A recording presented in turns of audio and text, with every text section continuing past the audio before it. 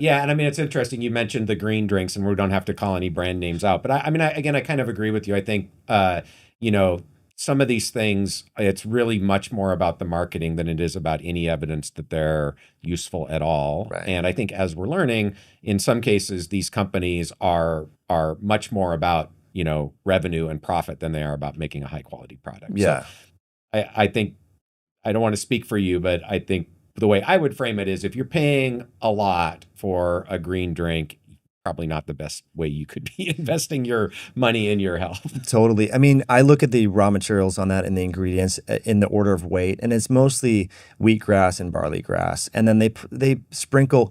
And look, you and I could make a green drink tomorrow. I mean, I Sure. know the people Right. to call, Right.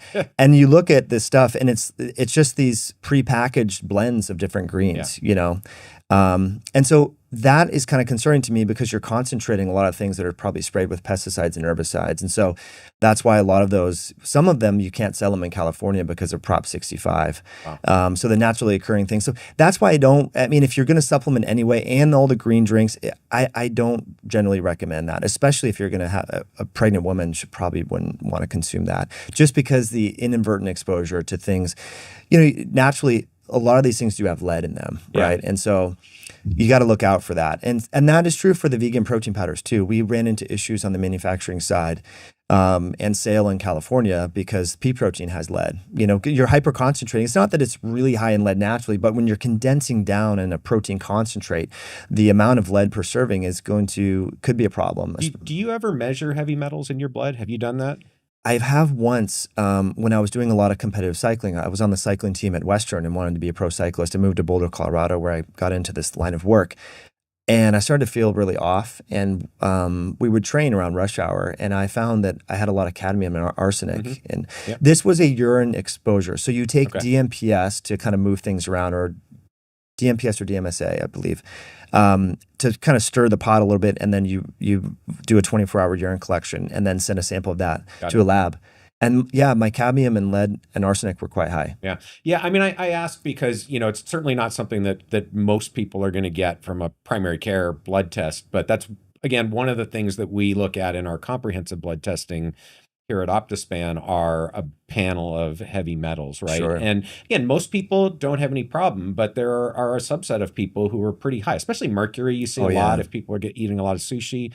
And I mean, it's generally good advice to eat more fish.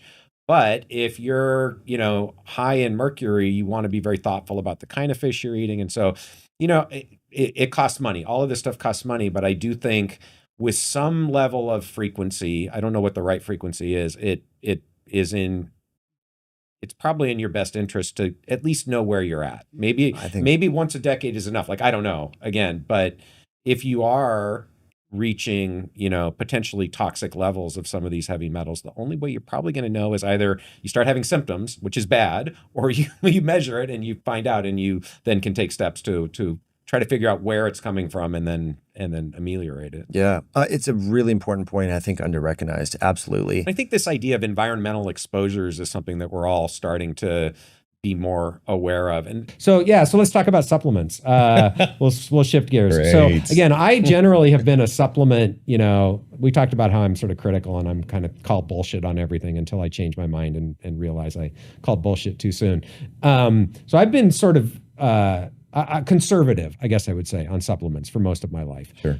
So I actually take more now than I ever have. Yeah. My typical supplements right now, and again, not medical advice, not recommending anybody do this, although I feel safe recommending vitamin D and omega-3 if you're deficient. Mm-hmm. Supplement to deficiencies, I don't think, that should be obvious. Nobody should be able to criticize that. So get tested if you're deficient in vitamin D or omega-3, supplement into the reference range. I think you and I probably would say the reference range is too low for both of those. I don't want to speak for you. For me, I think, you know, vitamin D 60 to 100 is probably optimum. Yeah. Omega-3, get the omega index up around 8. Mm-hmm. Between 8 and 12 probably is about right. You know, it's hard. I get that you don't know you don't have the answer, but this is what I think of. It's like, how do I know who to trust?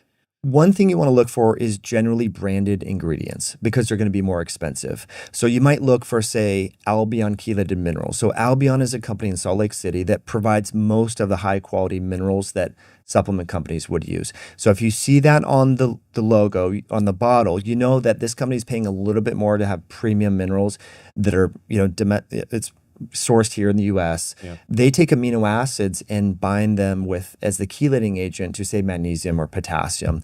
So look for branded ingredients because they cost a little bit more. And that means that the company is trying to provide you the best quality raw materials and not shortchange you, because there's a lot of non-branded stuff in China that you can get for $1 a kilogram, Right. that's really affordable. The branded stuff is going to cost significantly more. So, in general, that's what I would look for.